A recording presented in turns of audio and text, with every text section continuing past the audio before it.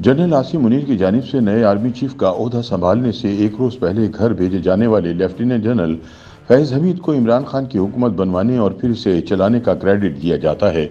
लेकिन ये कहा जाए तो बेजा ना होगा कि इमरान हुकूमत के खात्मे की बुनियादी वजह भी फैज़ हमीद ही बने, जिनके ट्रांसफ़र पर जनरल बाजवा और इमरान में शुरू होने वाले इख्तलाफात बिलाखिर हुकूमत की तब्दीली पर मुंतज हुए। इन ख्यालात का इजहार करते हुए सीनियर तजज़ियाकार मुज़म्मिल सोहरवर्दी कहते हैं कि पाक फ़ौज में पहले भी कई सियासी जर्नैल आए, लेकिन फैज़ हमीद अलग ही टाइप थे। उन्होंने इमरान खान को वज़ीर आज़म बनवाने और फिर इनकी वज़ारत उज़्मा को चलाने में भी बहुत अहम किरदार अदा किया, लेकिन इमरान की वज़ारत उज़्मा से निकलने में भी फैज़ हमीद का ही कलीदी किरदार था। दरअसल फैज़ इमरान खान की जनरल बाजवा और फ़ौज से लड़ाई की बुनियादी वजह बन गए। फैज़ हमीद को तो इस लड़ाई का कोई ख़ास नुकसान नहीं हुआ, लेकिन इमरान खान का बहुत नुकसान हो गया। फैज़ को चीफ बनवाने के चक्कर में इमरान ने अपनी सारी सियासत ही दाव पर लगा दी और नतीजा ये है कि आज दोनों जख्मी होकर अपने अपने घरों में बैठे हैं। नया दौर के लिए अपने तजिए में मुज़म्मिल सोहरवर्दी कहते हैं कि फैज़ हमीद हर काम बुरे तरीके से करने पर महारत रखते थे। वो अकल के बजाय गंडासा इस्तेमाल करने पर ज़्यादा यकीन रखते थे। डंडे से काम करवाने में इन्हें कमाल महारत थी। फैज़ के बारे में सियासी अकाबरीन ये राय रखते थे कि वो वादा खिलाफ और धोखेबाज हैं। उन्होंने सियासतदानों से अपनी मर्जी का काम करवाने के लिए मुसलसल वादे किए और मुसलसल मुकरते रहे। फैज़ हमीद साख के बहरान का शिकार हो चुके थे, इसलिए सियासतदानों ने इनकी बात पर एतमाद करना छोड़ दिया। हालांकि DGISI की जानिब से की गई बात को पत्थर पर लकीर समझा जाता था। फैज़ से पहले वाले DG या तो इनकार कर देते थे या फिर हाँ कर देते थे, लेकिन एक बात तय हो गई तो फिर फाइनल समझी जाती थी। लेकिन फैज़ हमीद ने झूठ और धोखे का नया कल्चर दिया।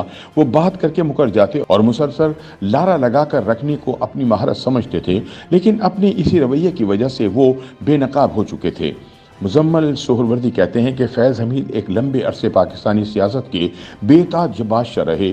वक्त का वज़ीर आज़म इमरान खान इनकी कठपुतली था और इनके इशारों पर नाचता था।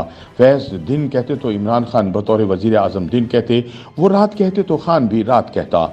इमरान की वज़ारत उज़्मा के दौरान तमाम फैसले फैज़ हमीद ही करते थे। दरअसल किसी भी DGISI को इतना डमी वज़ीर आज़म नहीं मिला। फैज़ ने इमरान खान को अपनी उंगलियों पर नचाया और नाचते नाचते एक दिन इमरान उंगली से गिर गए। शायद फैज़ के लिए इमरान खान एक खिलौना नहीं थे जिसके साथ उन्होंने जी भर कर खेला।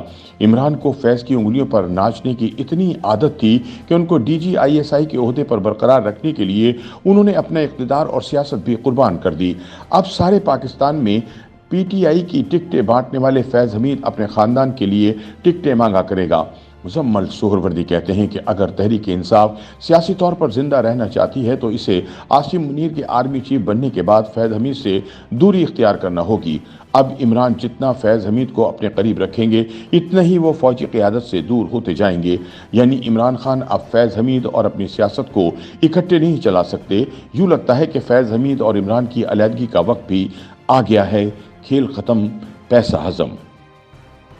YouTube पर गूगली न्यूज देखने के लिए youtube.com की सर्च बार में गूगली न्यूज TV टाइप करें। गूगली न्यूज के पेज पर सुर्ख रंग के सब्सक्रिप्शन वाले बटन पर क्लिक करना ना भूलिए। YouTube पेज पर अपलोड होने वाली वीडियोस से बाखबर रहने के लिए बेल आइकन पर क्लिक कीजिए। आपको हर नई वीडियो के बारे में नोटिफिकेशन मौसूल हो जाएगा।